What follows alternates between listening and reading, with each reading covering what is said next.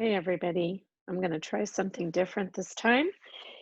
And we're going to put my blog post just as a short video. So I hope you like it. Let me know.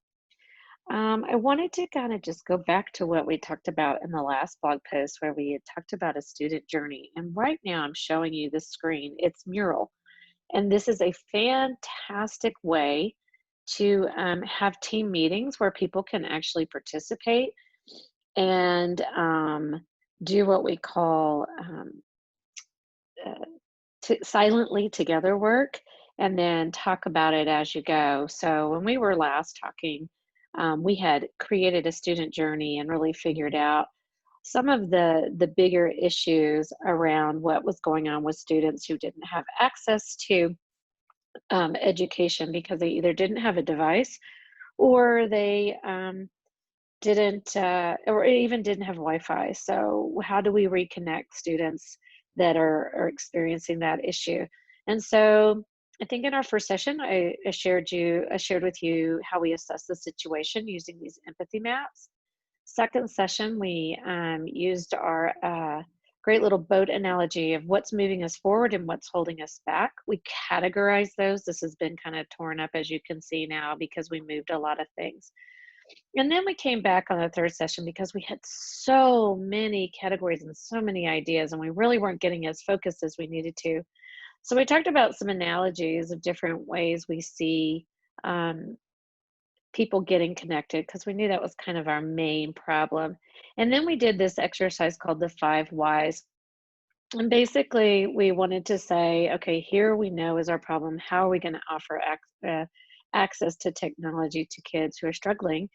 And then we keep asking why. So why do we want to offer access? Might be a question.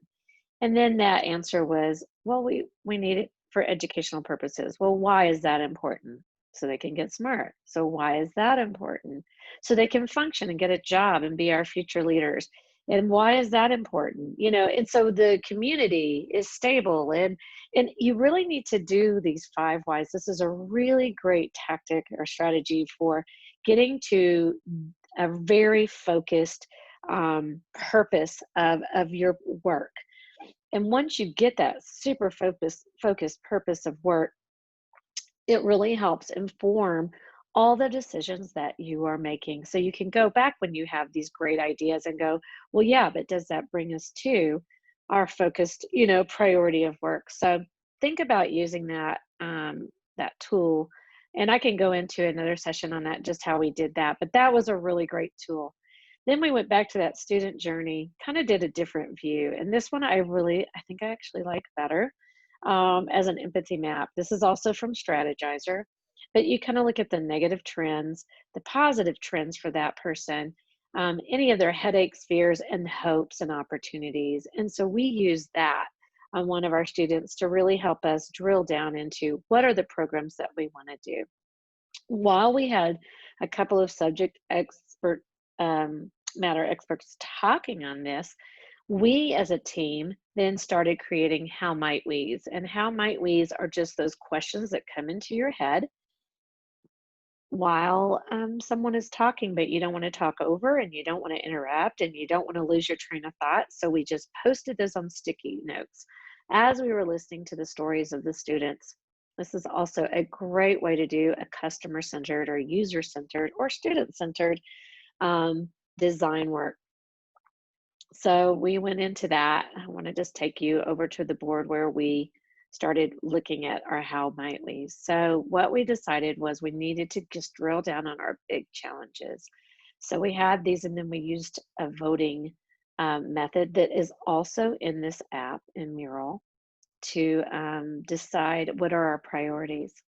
And so we came up with priorities using an impact and effort scale. And if you haven't done one of these and you've got too many ideas or too many in education right now, we have too many problems, don't we? And so we need to figure out, for us, we knew we only had a summer to work on something. So how are we going to really get to um, a top priority that would move us fast, that we could actually execute um, in the amount of time that we had? So we use this impact effort scale to determine what would give us the greatest amount of impact with the lowest amount of effort, knowing we only had like 5 to 6 weeks to execute on a plan. And that's really how we came up with.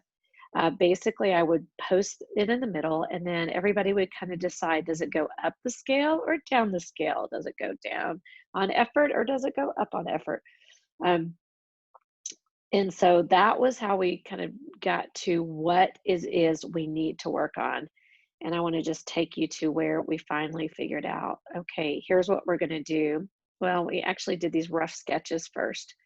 So, okay, we decided that we needed a summer learning program as a way to test access to technology, just to access. Can we really do this with kids who have no devices and no internet connections?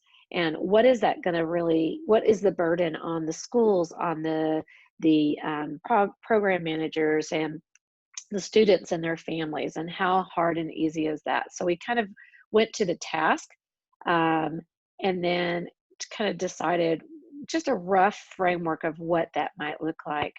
Then we came down here and decided, okay, and this is really important to state, what is the project you're going to do? So I'm going to take you over here to this far right column on this summer catch up with 12 students. And we call this credit recovery.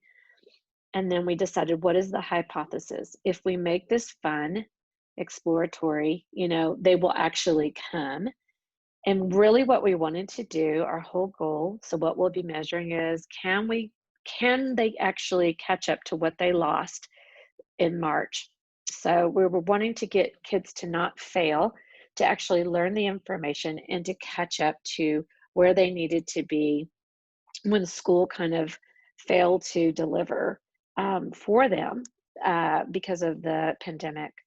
And then we just kind of looked at what could be some resources that we could use, what would be the next steps, and what will be some of our issues as we do this. So we developed these programs for students. And this is our entire mural board. And it's literally just a space where people can work, communicate, play around with ideas. This was another just little place where we were like, oh, we have these outstanding questions, and what could be some of the solutions for those outstanding questions. So think about it that way as well. A really cool outcome of this, you guys, was that the day after we planned these 3 different projects, I'll tell you the other 2 were the library is doing a summer reading challenge, and they were going to see if they could keep engagement at all age levels. So they used to do an in-person reading program, summer reading program. It's gone digital. And so they're going to use videos and all kinds of ways to engage students and try to figure out what gives them the most and highest level of enjoyment, satisfaction by the students, but then also um, engagement. Do we actually keep everybody going with it? The other project we were going to do was a digital educators resource guide. So, and for each of these, you can see we developed a hypothesis, a goal, resources needed, and next steps. And then we went along and we basically used, it's really kind of the task, the short experiment that we're going to create, and then how will we determine if we were successful. Once we did that for each of these, we did a write-up, and crazy thing happened the next day. Someone from the community foundation contacted us, and Humana Foundation had a grant that they were offering, and we were like, oh my goodness, we just funded our entire summer program. So a beautiful thing happens sometimes when you're ready for it and you start just tackling those challenges. Sometimes the resources just come out of the sky, and they really did. So we're really excited about this project. I will be updating you on kind of our metrics and how we're going along with it. But give this a try if you're really in a bind and you're going, oh my goodness, how are we gonna even think about solving these big problems? I'm gonna say assess the situation, figure out what moves you when what's holding you back always, and then do some how might we's around What are those problems? That'll help you prioritize, and then go ahead and do a priority thing with your team. Go ahead and make them. This is a place where we just voted. Start voting on things and figure out what's going to get you. Once you get those votes down, put it on an impact effort scale and see what you can actually accomplish in a short amount of time. You will be amazed at what you can do when you go, okay, we're just going to give ourselves 2 weeks. Let's figure out if this is even feasible. And that's really important. You need to figure out if something is desirable and feasible and viable within your target market. And even if it's students, it's still really important to see if they're going to engage and they're going to actually learn, and the tactics you're using to teach them. You can even create small experiments with that and see, does this help students, and survey them afterwards and say, what was the most helpful in this little 2-week experiment we did? And they'll tell you for sure what was helpful and what wasn't. So that is our summer reading. So we used Mural. There's another whiteboard application called Miro that is almost exactly like this. They have a timer that you can use when you're voting, and actually this is the voting session, and everybody gets dots and they just start popping them on, and it's fantastic. So that was our session, and this is my blog. Let's see how it goes on video. Thanks for joining me. Until next time, bye.